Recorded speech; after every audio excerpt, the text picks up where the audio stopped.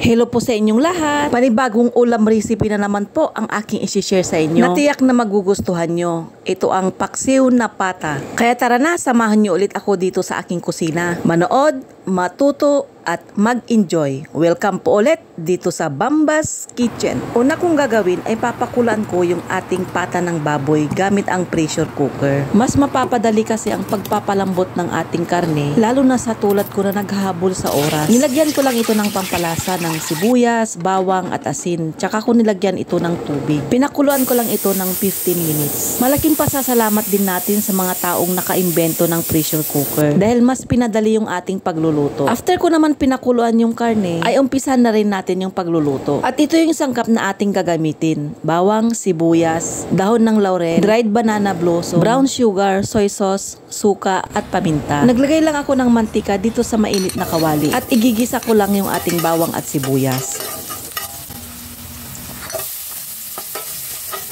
After magisa, nilagay ko naman yung pinakuluan na pata ng baboy. Madali na lang yung pagluluto ko dito dahil malambot na yung ating pata ng baboy. Isinunod ko naman nilagay yung ating paminta at soy sauce. Yung ilalagay nating soy sauce, nakadepende kung gaano karami yung ating lulutuin. Sa niluto kong ito, nakapaglagay ako dito ng kalahating cup ng soy sauce. After ko malagay yung soy sauce, sinunod ko naman nilagay yung ating pinaglagaan ng karne. At nilagay ko yung 2 dahon ng laurel. Takpan at pinakuluan ko lang ito ng 5 minuto.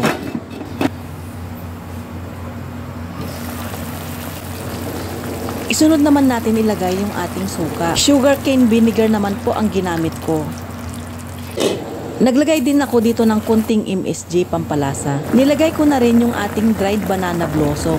Bago nyo ito lagay, huwag nyong kalimutang hugasan ito na mabuti. Dahil hindi natin alam kung ano yung nilagay nila na pang preservative. Yung nakapak pala yung nabili ko. Tig 20 pesos ang isa. 2 ang nagamit ko dito. After naman maluto yung ating dried banana blossom, isinunod ko naman nilagay yung brown sugar. Bali 3 kutsara naman ito. Yung lutuin na ito, talagang malalasahan mo dito yung alat, tamis at asim. Pero mas mangingibabaw pa rin yung asim dahil nga paksiw na pata ito. Yung ganitong klase na ulam, talagang mas masarap pag nakakamay. At masarap din talaga ito pag bagong luto ang kanin mo. Lalong-lalo na pag may malamig na inumin tulad ng soft drinks or juice. At sa mga oras na ito, papakulan ko lang ulit ito ng 5 minuto.